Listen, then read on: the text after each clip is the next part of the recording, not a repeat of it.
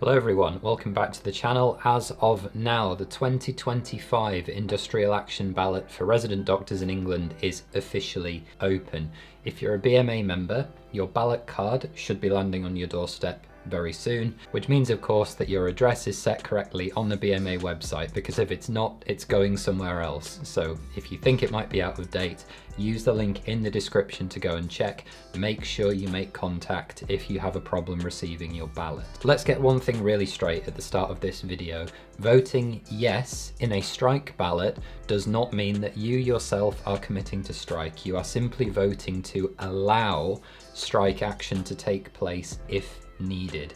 Without a successful strike ballot, nobody at all can strike legally, and that sends a very clear signal to the government and other organisations that are trying to suppress your pay and conditions that you are not willing essentially to take industrial action against it. This dispute is about pay, therefore the ballot is also about pay. If the vote passes, those who choose to strike will be protected under the law. If it falls, then for the time being, there is no legal route to strike, and the current pay offer, the one that's just come via the DDRB, will likely be final. And that's it. So the key dates on your calendar just to be aware of: the ballot is now open. It opened yesterday, 27th of May 2025. It closes on the 7th of July. You are recommended, however, to return your ballot card by the 30th of June in order to make sure that your vote is counted properly. It has to be received by the deadline. There is a minimum turnout of 50% on an industrial action ballot like this one, or the ballot is void no matter what the outcome is. And if the ballot passes, that gives the BMA a 6-month mandate for strike action by doctors in England, in which they can take action. Now again, that does not mean you have to strike. It means that should it be deemed necessary to call strike action or other forms of industrial action, then it can be taken. If the ballot falls, then nothing can be done. Now, I do want to talk about two important topics that are connected to this. The first is nurses versus doctors specifically, and I'm going to say nurses versus doctors, no thanks. We don't need to have that conversation. And I'm saying this because at the RCN Congress recently, speaking there, Professor Nicola Ranger said that nurses must not be given a lower pay rise than doctors again. We value ourselves, we value our patients, enough is enough. And to be clear, I was not there, so it may be that I've misinterpreted who exactly said these words or at what time, but the words themselves are what I'm going to be talking about here. From a doctor's point of view, my point of view, I want to be very clear. This should not be and is not a fight between professions. Nurses are massively underpaid. Full stop. There's nothing more to say. I support their right to take industrial action. They should be doing that. The only way that change happens is when enough people are willing to withhold their labour.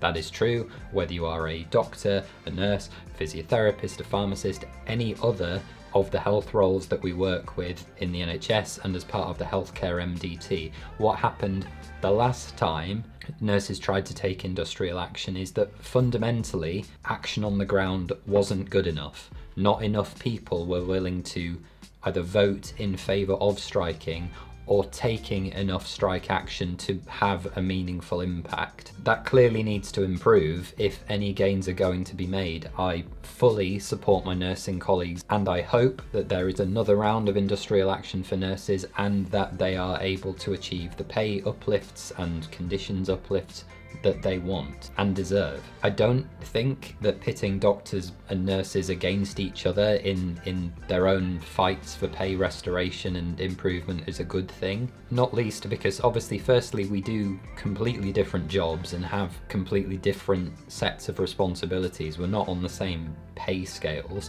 so it's difficult to draw comparisons. But secondly, from a doctor's perspective, we also have a lot more ground to make back up. It's due to the complacency of our workforce and our union over very many years that we lost so much ground. We lost more than virtually anybody else, and so because we have much more ground to make back, that makes our perceived pay rises look much larger than anyone else's, but we are still massively behind most other groups. And because those relative percentages are all different, it's not especially helpful to say, well, this group got 4%, this group got 6%, this group got 7% or whatever, because they're all dependent on what your pre and post totals are. The second thing is about international medical graduates, IMGs as we say, and the strike ballot, because there's been a lot of controversy around the BMA RDC policy on prioritising UK graduates for specialty training in the UK that was recently also passed at the UK Resident Doctors Conference.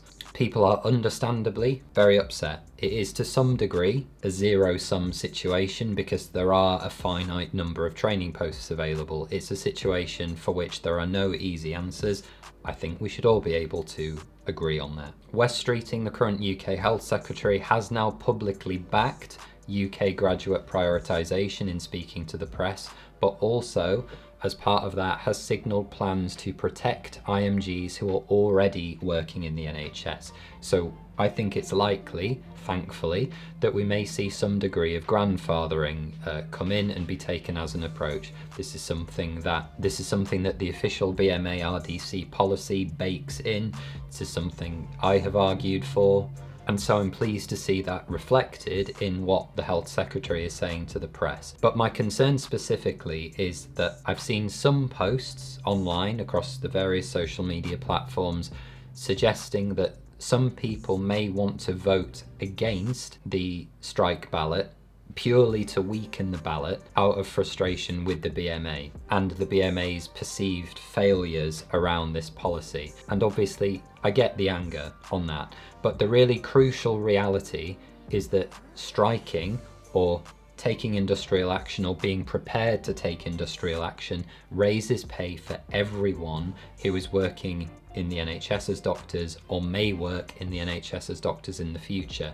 There was a lot of effort from the RDC leadership during the last rounds of industrial action to make sure that all trainees and locally employed doctors were included, whether they were UK grads or IMGs. Voting down a ballot for this reason is literally only self-destructive. It does not help you if you're in this situation to do that. I really, really do understand the anger, but I would ask people to think very, very hard before nuking your own profession's industrial action, because you're essentially voting to compress your own pay if you're a BMA member and you're already here.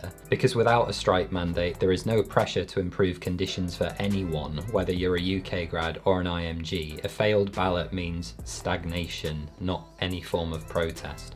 So whether you're a UK grad, an IMG, a nurse, a doctor, a physio, all of this is about solidarity. If you want change, vote. Do not let the ballot fail by default, or equally, please don't take self-destructive action against your own profession's ballot. Thank you very much. Watch out for your ballot cards in the post. What do you think? Let me know down in the comments below. See you soon.